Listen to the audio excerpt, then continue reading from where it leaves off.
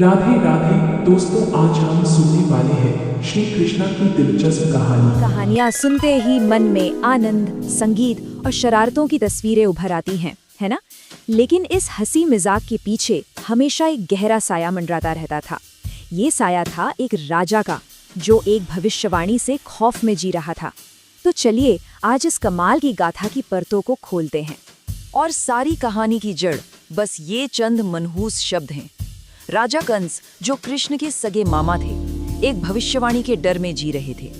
भविष्यवाणी ये थी कि उनकी अपनी बहन का 8वां बेटा ही उनकी मौत का कारण बनेगा। बस इसी एक डर ने उनकी सोच पर कब्जा कर लिया और घटनाओं का एक ऐसा सिलसिला शुरू किया जिसने एक पूरे राज्य का भविष्य तय कर दिया। सोचिए, एक ही राज्य लेकिन दो बिल्कुल अलग दुनियाएं। एक तरफ था कंस का दरबार, जहां डर और शक की हवा बहती थी। एक ऐसी जगह जहां हर कोने में साजिशों की फुसफुसाहट होती थी। और फिर उससे बहुत दूर था वृंदावन, कृष्ण का घर। यहाँ की हवा में संगीत था, हंसी थी और जिंदगी की एक अलग ही रौनक थी। ये अंधेरे और उजाले की सीधी टक्कर थी। कंस का ये डर, ये पागलपन अब उसे अंदर ही अंदर खाए जा रहा था। उससे वृंदावन की ये खुशी देखी नहीं जा रही थी, जबकि वो खुद खौफ में जी रहा था। तो उसने अपना पहला हथियार भेजने का फैसला किया। एक ऐसा खौफनाक सपना जो उस शान से गांव के दिल में उतरने वाला था। लेकिन उस आने वाले खतरे से ठीक पहले एक नजर डालते हैं कि कृष्ण क्या कर रहे थे। वो बस एक बच्चे की तरह अपने दोस्तों राधा और गोपियों के साथ घिरे हुए थे, और उनके बीच एक मीठी सी बहस चल रही थी कि त्योहार के लिए सबसे सुंदर फूल किसके पास है। ये एक बेहद मासूम पल था, जो आने वाले अंधेरे से बिल्कुल अनजान था। लेकिन अचानक सब बदल जाता है। वो खिलखिलाहट थम जाती है। हवा में एक अजीब सी एक भारीपन महसूस होने लगता है। गांव में एक अनहोनी की आहट फैल जाती है। कंस अपनी पहली चाल चल चुका था, और फिर सामने आता है वो खतरा, एक विशालकाय बैल की शक्ल में। ये राक्षस अरिष्टासुर था। ये कोई आम जानवर नहीं था। ये तो बस तबाही मचाने आया था, जिसे वृंदावन सिर्फ एक मकसद से भेजा गया था। उस बच्चे को ढूंढो जो कंस का काल बनने वाला है, और उसे खत्म कर दो। और जैसे ही कृष्ण अपने दोस्तों की आंखों में वो खौफ देखते हैं ना, बस उसी पल वो चंचल बालक कहीं गायब हो जाता है। उसकी जगह अब एक रक्षक खड़ा था।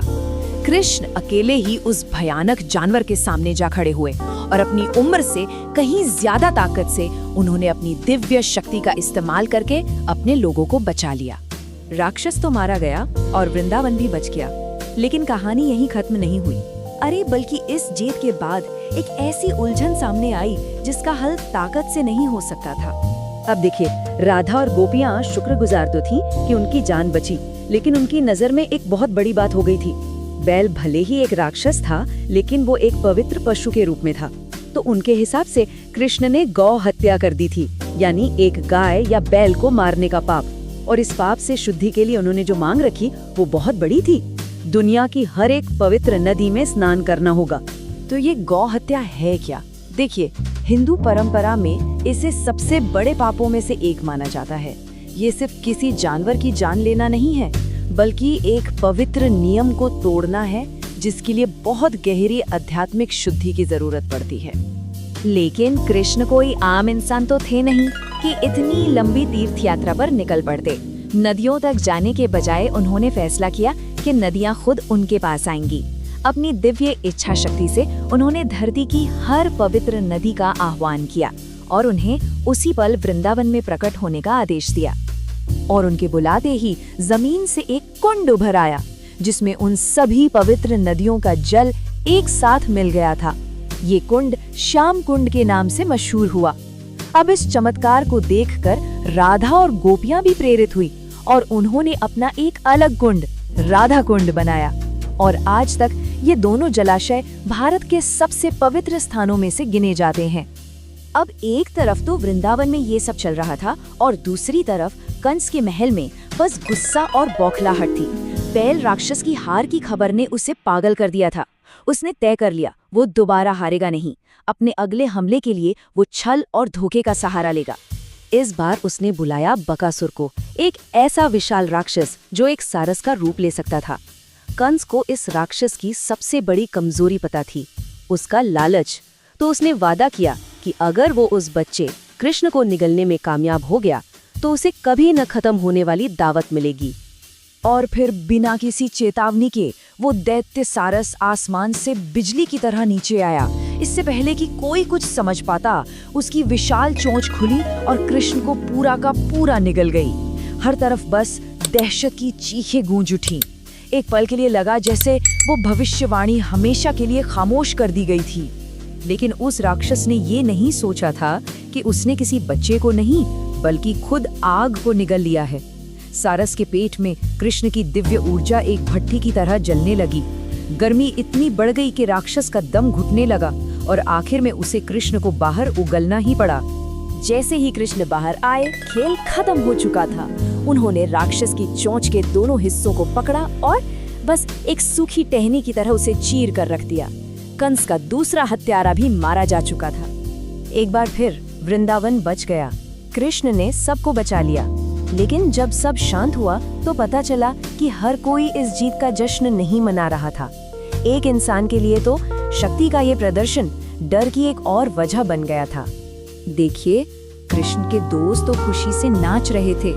स्वर्ग में देवता भी चैन की सांस ले रहे थे।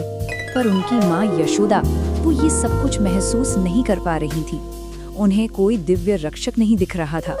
उन्हें तो बस अपना बच्चा दिख रहा था, जो बार बार इन भयानक राक्षसों का निशाना बन रहा था। और उनका दिल डर से बैठा जा रहा था। और उसी डर में, उसी हताशा में उन्होंने फैसला सुना दिया, बस बहुत हुआ, अब कोई बाहर जाना नहीं होगा, कोई जंगल नहीं। ये राक्षस हर जगह पीछे आ रहे हैं, इसलिए अब से तुम बस घर पर रहोगे जहाँ मैं तुम्हारी रक्षा कर सकूं। उन्हें कृष्ण की दिव्यता से कोई मतलब नहीं था, उन्हें बस अपने बेटे की सुरक्षा की फिक्र थी। और यहीं पर आकर कहानी हमें एक बहुत गहरे सवाल के साथ छोड़ जाती है। एक माँ आखिर उस बच्चे की रक्षा कैसे करे जिसका जन्म ही पूरी दुनिया की रक्षा करने के लिए हुआ हो। ये एक इंसान के प्यार और एक दिव्य किस्मत के बीच की सबसे बड़ी कश्मकश है। एक ऐसा संघर्ष जो कृष्ण के इस असाधारण जीवन को हमेशा के लिए एक नया आकार देगा।